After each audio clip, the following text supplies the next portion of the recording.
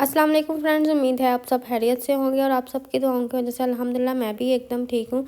आज के व्लॉग में मैं आपको बहुत यूनिक एक रेसिपी बताऊंगी जो सर्दियों में बहुत ज़्यादा इस्तेमाल की जाती है, पंजीरी। हाँ जी, मैं पंजीरी की बात कर रही हूँ। बहुत से लोग पंजीरी को सूजी के साथ बनाते हैं, लेकिन हम यूज़ करेंगे माश की दाल, मतलब साबुत माश यूज़ करेंगे, जिसके ऊपर कवर भी मौजूद हो, छिलका भी मौजूद हो। उसको हमने धुलवा कर पिसवाए हैं, उसके बाद इसको दरदरा सा पिसवाया है, आटे की तरह नहीं पिसवाया। जैसे कि आपने पीछे ये वीडियो में देखा होगा, मेरा क्लिप देखा होगा कि मैं हाथ में इसको ले रही हूँ तो वो सूजी की तरह दानेदार है। तो यहाँ पर आप 1 किलो वाली रेसिपी देख लें कि अगर आपने 1 किलो घी लेना तो आपने 1 किलो ही दाल लेनी है। यानी अगर आपने 2 किलो दाल लिया है तो 2 किलो, मतलब क्वांटिटी सेम ही बढ़ती जाएगी, चाहे आप 10 किलो ही क्यों ना बना लें। तो आप 1 किलो का हिसाब रख लें, वो ज़्यादा ईजी रहता है। तो यहाँ पर मामा ने घी लिया है और साथ में इसमें दाल डालकर इसको भूनना स्टार्ट कर दिया। बिल्कुल हल्की फ्लेम पर, ज़्यादा तेज़ फ्लेम पर इसको नहीं भूनना, वरना दाल बाहर से तो पक जाएगी लेकिन अंदर से कच्ची रह जाएगी, तो ये जल्द ख़राब हो जाती है। मतलब 1 वीक भी नहीं गुजरता तो बहुत बुरा उसका टेस्ट आने लग जाता है और अंदर से स्मेल भी आने लग जाती है। इस चीज़ का आपने बहुत ज़्यादा ध्यान रखना है कि अगर आप लोग माँ बना रहे हैं तो प्लीज़ उसे हल्की आँच पर ही भुनें। तो यहाँ पर मामा ने देखें घी और ऐड किया तो इसकी कंसिस्टेंसी ऐसे हो गई है। तो यहाँ पर मैं खुद ग्रेट कर रही हूँ, मतलब खुद कद्दूकश कर रही हूँ इसे, नारियल को। तो बहुत मेहनत लगती है। ऐसा नहीं है कि हमारे पास चॉपर नहीं है, चॉपर में भी ये अच्छा सा हो जाता है, लेकिन जो इस हाथ से किए हुए कद्दूकश का जो टेस्ट आता है वो चॉपर से नहीं आता। तो है यहाँ पर ये देखें, इस कंसिस्टेंसी में आपने इसको रखना है। और यहाँ पर मेरी बहन भी इसको इसमें चमचा हिला रही थी, क्योंकि बहुत ज़्यादा एक तकरीबन 1 घंटा इसे हाली दाल को घी के अंदर भूनना होता है, तभी तो ये अच्छे से मज़े की बनती है। तो तकरीबन यहाँ 1 घंटे के बाद मामा ने इसके अंदर कद्दूकश की हुई नारियल डाल दी है। आप नारियल की क्वांटिटी कम ज़्यादा अपने टेस्ट के हिसाब से कर सकते हैं। हमने तकरीबन, अगर आप 1 किलो का हिसाब लगाएं तो हमने इसके अंदर 1 किलो के हिसाब से हमने इसमें 1/3 डाली है, मतलब तीसरा हिस्सा ये डालिए। अगर 1 किलो घी होगा, 1 किलो ही हमारे पास दाल होगी, तो हमने उसमें तकरीबन 350 ग्राम इसके अंदर हमने नारियल ऐड किया है। तो आप अपने टेस्ट के हिसाब से कम ज़्यादा कर सकते हैं। तकरीबन 20 से 25 मिनट हल्की फ्लेम पर इसको भी आपने फ्राई करना है, चूल्हा कम ज़्यादा नहीं मामा ने किया। तो ये हैं गूंदें। गूंद जो होती है ना, वो हमारी हड्डियों के लिए बहुत ज़्यादा अच्छी होती है। तो ये गूंदें आपको पंसार की दुकान से इजीली मिल जाती हैं। तो आपने पहले क्या करना है, इसको मिक्सी के अंदर अच्छे से ग्राइंड करके, तो बाद में नारियल के बाद आपने इसको इसके अंदर डालना है। मामा ने इसके अंदर 25 से 30 मिनट के बाद, नारियल को डालने के बाद 25 से 30 मिनट के बाद इसको ऐड किया। कुछ लोग इसे गूंदों को पहले तेल में फ्राई कर लेते हैं, वो थोड़ी सी ना फूल जाती है, उसके बाद उसको ग्राइंड कर लेते हैं। हमने इसको पहले ग्राइंड करके तो बाद में ऐड किया। आप दोनों तरीक़ों से भी ऐड कर सकते हैं। और इन गूंदों की क्वांटिटी मैंने तो बताई नहीं। आप 1 किलो अगर बना रहे हैं तो उस हिसाब से 50 से 100 ग्राम के दरमियान ले सकते हैं। इन गूंदों को 4 से 5 मिनट फ्राई करने के बाद मामा ने इसके अंदर ड्राई फ्रूट डाले हैं, जिसके अंदर काजू, पिस्ता, बादाम। इन 3 ड्राई फ्रूट की क्वांटिटी आप अपने हिसाब से कम ज़्यादा कर सकते हैं। तो हमने तकरीबन इसको 8 से 10 मिनट तक भूना है, क्योंकि ड्राई फ्रूट को आपने कच्चा नहीं छोड़ना, बल्कि इसको अच्छे से पकाना है। कुछ लोग अलहदा से घी के अंदर इन ड्राई फ्रूट को करते हैं फ्राई, लेकिन इसी बर्तन के अंदर आप डाल के इसको अच्छे से 5 से 10 मिनट के अंदर ये फ्राई हो जाते हैं। तो कर लेंगे तो उस लंबे वाले प्रोसेस से आप बच सकते हैं। माशाल्लाह माशाल्लाह, इस पॉइंट पे आकर ये देखें, सारी चीज़ें आपस में घुल मिल गई हैं, सारी चीज़ें नज़र आ रही हैं। तो यहाँ पर मामा ने ना मोटा मोटा ड्राई फ्रूट कटवाया था कि मज़ा आता है उसको खाने में। आप इसको ग्राइंडर के अंदर, अगर आपके बच्चे नहीं खाते तो आप इसको ग्राइंडर के अंदर, मिक्सी के अंदर आप इसे अच्छे से ग्राइंड करके भी डाल सकते हैं, लेकिन हम लोग खा लेते हैं। तो इसके बाद 4 मगज़ लेंगे, जिसे जो सीड होते हैं वो आप यूज़ कर सकते हैं, जो 4 किस्म के सीड होते हैं। यहाँ पर हमने पम्पकिन सीड्स और सनफ्लावर सीड्स यूज़ किए हैं। इन सीड्स को भी अच्छे से हमने तकरीबन 4 से 5 मिनट तक फ्राई करना है।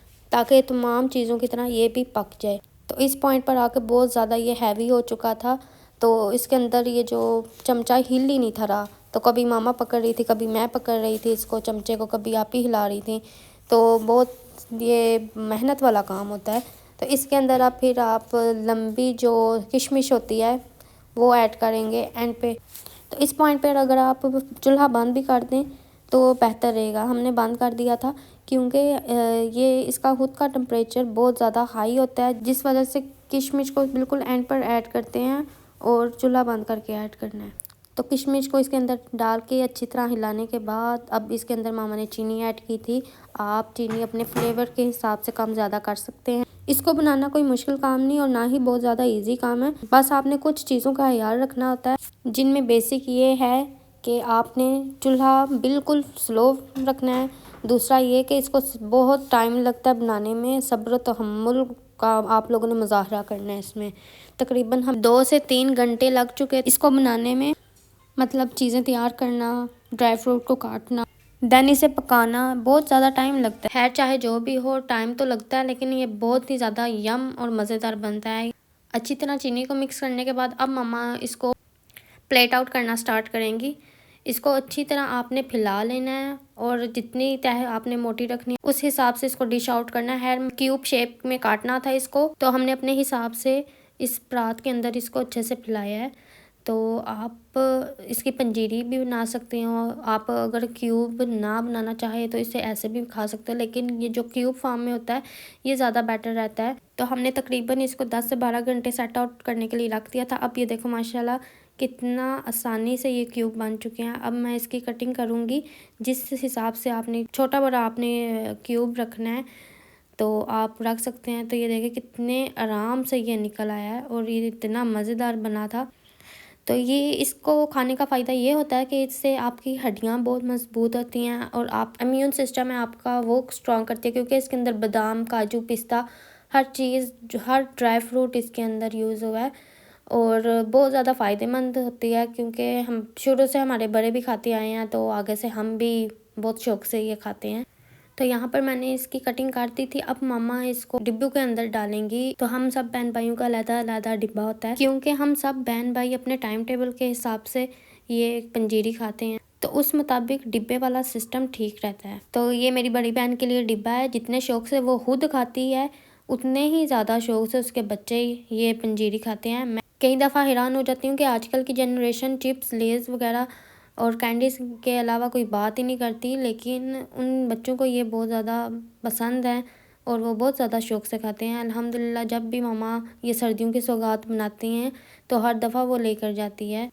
इसके बाद ये 2 दिन के बाद की क्लिप है जहाँ पर हम लोग सीख कबाब और टिक्के लगा रहे थे। तो यहाँ पर मेरी दोनों खाला और मामू छोटे मामू आए थे। तो यहाँ पर मामा की तबीयत नहीं थी ठीक, तो मेरी मामा का पता लेने के लिए आए थे। तो उन्होंने सुबह हमें मैसेज कर दिया था कि हम लोग आएंगे बाजी का पता लेने के लिए। तो हम बस उस टाइम से हम लोगों ने तैयारी करना स्टार्ट कर दी थी। हम लोगों ने सीख कबाब का मसाला बनाया और मैंने मामा के साथ कोफ्ते और पालक बनाई। कोफ्ते बनाए तो मामा ने पालक का सालन रेडी किया। इसी के साथ साथ बकरे की कलेजी भी थी, तो बच्चे खाते हैं तो मामा ने उसको भी मसाला लगाया और साथ साथ टिक्कों पर लगा कर गरम गरम खाई। तो ये मेरी खाला की ट्रिक थी। ये सीख कबाब को उतारी थी सीख से, तो ये माशाल्लाह देखे कितने अच्छे से लगे हुए थे और पके हुए थे कि वो इतने इजीली उतार रही थी। ये देखें माशाल्लाह, ये देखें। तो यहाँ पर मामा ने अंगीठी आग लगाई थी अंगीठी में। तो वो उस दिन बहुत ही ज़्यादा सर्दी थी, तो बच्चे बैठ के साथ साथ आग सेक रहे थे, साथ सीखे खा रहे थे, मतलब टिक्के खा रहे थे। तो यहाँ पर अंदर आपी सालन बना रही है मसाला सीख कबाब का, यानी आपी कबाबिश बना रही है, मतलब सीख कबाब की हंडिया, और मैं साथ साथ रोटियाँ बना रही थी। तो तंदूर वाली तो हर कोई मंगा लेता है, लेकिन मेरा दिल था आज से मेरे हाथ के सब लोग फुलके खाएं। तो माशाल्लाह मैंने 20+ मैंने रोटियां बनाई सब के लिए। तो इसी के साथ साथ ये देखें माशाल्लाह, ये मेरी कज़न उतार के दिखा रही है। ये कलेजी बनाई थी मामा ने, सीख कबाब से साथ साथ उतार रही थी मामा और साथ साथ बच्चे खा रहे थे। तो छोटी बहन साथ साथ हेल्प करवा रही थी हमारी सैलड बनाने में, साथ में जो भी छोटे छोटे घर के काम थे।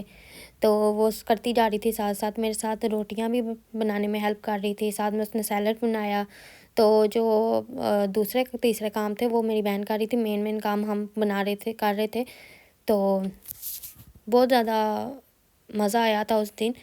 तो ये देखें माशाल्लाह, यहाँ पर हंडिया भी रेडी हो चुकी है। हंडिया में क्या किया आप ने, जब मसाला रेडी हो चुका था, दानेदार हो चुका था, तो उसमें आप ने सीख कबाब ऐड कर दिए। उनको कटिंग करके 3 से 4 इंच की कटिंग करके तो इनको इसके अंदर डाल दिया।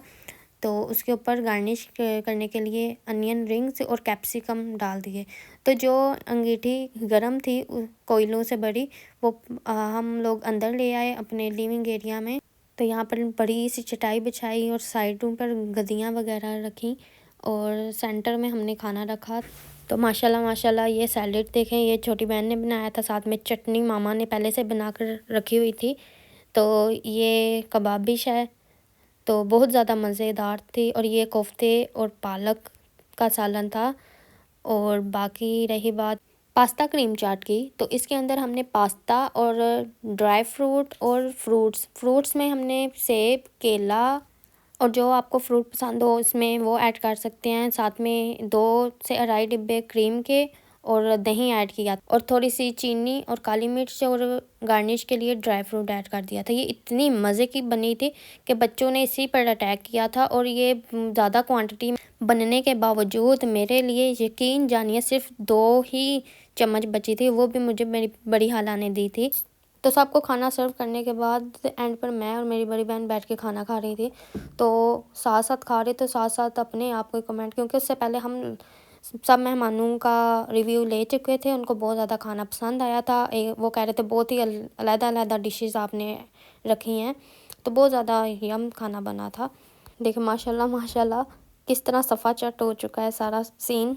तो ये नेक्स्ट क्लिप जो है ये आटा गूंदने की है। किसी सब्सक्राइबर ने मुझसे पूछा था कि आटा गूंदना सिखा दें। तो सबसे पहले मैंने इसके अंदर नमक ऐड किया, देन थोड़ा थोड़ा पानी करके आटे को इस तरह मिक्स किया और इकट्ठा करके रख के और 1 से 2 मुक्की लगा के रख देना, यानी एक दफ़ा गूंद के तो रख देना है।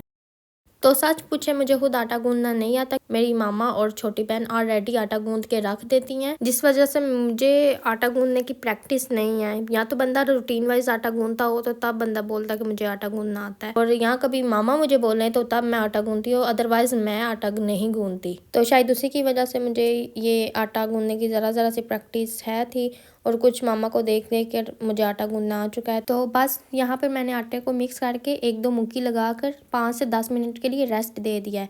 5 से 10 मिनट के रेस्ट की वजह से आटा बहुत सॉफ्ट और बहुत ही ज़्यादा अच्छा गूंदा जाता है। ये देखें कितना ही ज़्यादा सॉफ्ट हो चुका है। एक्चुअली हम लोग गंदम का आटा ही यूज़ करते हैं, इस वजह से हम लोग इसे 5 मिनट रेस्ट ज़रूर देते हैं। तो ये देखें कितने अच्छे से गूंद चुका है और बर्तन कितना साफ है हमारा। तो आप इस तरीके से गूंदेंगे और कम क्वान्टिटी में गूंदना स्टार्ट करेंगे तो आहिस्ता आहिस्ता आपकी भी प्रैक्टिस हो जाएगी और आटा आपका अच्छा गूंदा जाएगा। तो मिलते हैं अपने नेक्स्ट व्लॉग में, तब तक के लिए अल्लाह हाफिज़।